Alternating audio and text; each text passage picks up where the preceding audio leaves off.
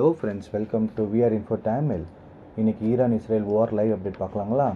உச்சக்கட்ட போர் பதற்றம், 10ஆம் வகுப்பு சிபிஎஸ்இ தேர்வுகள் ரத்து. தெஹ்ரான், ஈரானுக்கு எதிராக 6வது நாளாக இஸ்ரேல் மற்றும் அமெரிக்கா தாக்குதல் நடத்தி வருகிறது. போர் பதற்றம் காரணமாக வளைகுடா நடுவலில் உள்ள சிபிஎஸ் பள்ளிகளில் 10ஆம் வகுப்பு பொதுத் தேர்வுகள் ரத்து செய்யப்படுவதாக சிபிஎஸ்இ அறிவித்திருக்கிறது.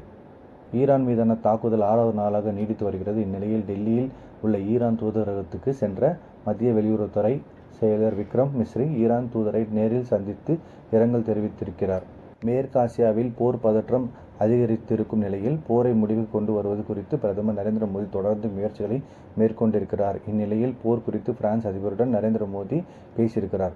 இந்திய பெருங்கடலில் ஈரானின் தேனா போர்க்கப்பலை அமெரிக்க கடற்படை மூழ்கடித்தது. இதை கடலில் நடந்த ஒரு கொடூரம் என்று ஈரான் வெளியுறவு அமைச்சர் அப்பாஸ் அறிக்கை கண்டித்தார். மேலும் அமெரிக்காவுக்கு மிக மோசமான பதிலடி கொடுப்போம் என்று அவர் எச்சரித்துள்ளார். ஈரானின் 129 ட்ரோன் தாக்குதல்களில் 121 தாக்குதல்கள் அளிக்கப்பட்டதாக ஐக்கிய அரபு அமீரகம் தெரிவித்துள்ளது. மேலும் ஈரானின் ஏவுகணை ட்ரோன் தாக்குதலில் ஐக்கிய அரபு அமீரகத்தில் வசித்து வந்த பாகிஸ்தான், நேபாளம், வங்கதேசத்தை சேர்ந்த 3 பேர் உயிரிழந்துள்ளனர். இந்தியர்கள் உட்பட 78 பேர் காயமடைந்துள்ளதாகவும் தெரிவித்துள்ளது. துருக்கியை நோக்கி ஈரான் ஏவுகணை ஏவி தாக்கிய நிலையில் நேட்டோ வான் பாதுகாப்பு அமைப்பு அதை அழித்துள்ளது. துருக்கி வான்பரப்புக்குள் நுழைந்த ஏவுகணையை அழித்ததாக இஸ்தான்புல் தெரிவித்திருக்கிறது. இஸ்ரேலின் வடக்கு பகுதியில் உள்ள சேபட் நகரில் அமைந்திருக்கும் இராணுவ தளத்தை தாக்கியுள்ளதாக ஹெஸ்புல்லா அமைப்பு அறிவித்துள்ளது. லெபனானில் செயல்பட்டு வரும் ஹெஸ்புல்லா அமைப்பு ஈரானுக்கு ஆதரவாக இஸ்ரேலுடன் மல்லுக்கட்டி வருகிறது. ஈரான் மீது அமெரிக்க இஸ்ரேல் போரை தொடங்கியுள்ளது. இந்த போர் இந்தியாவை நெருங்கியுள்ளது. இந்திய பெருங்கடலில் வலம் வந்த அமெரிக்காவின் போர்க்கப்பல் மீது ஏவுகணை தாக்குதல் நடத்தி உள்ளதாக ஈரான் அறிவித்துள்ளது. இதனால் இந்திய பெருங்கடலில் பதற்றமான சூழல் நிலவி வருகிறது.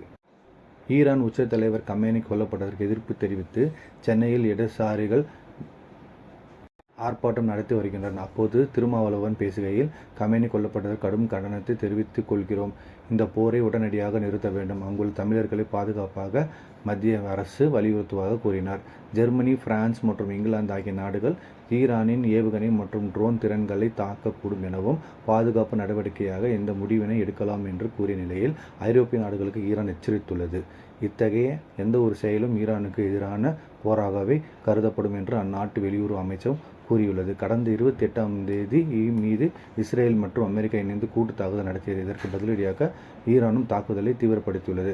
இரு தரப்பிலும் மாறி மாறி ஏவுகணை தாக்குதல்கள் தொடர்கிறது. இஸ்ரேல், அமெரிக்காவின் தாக்குதல்களால் ஈரானில் உயிரிழப்பு எண்ணிக்கை 787ஆக அதிகரித்துள்ளது. இந்த வீடியோ உங்களுக்கு பிடிச்சிருந்தா please like, share and subscribe guys. Thank you.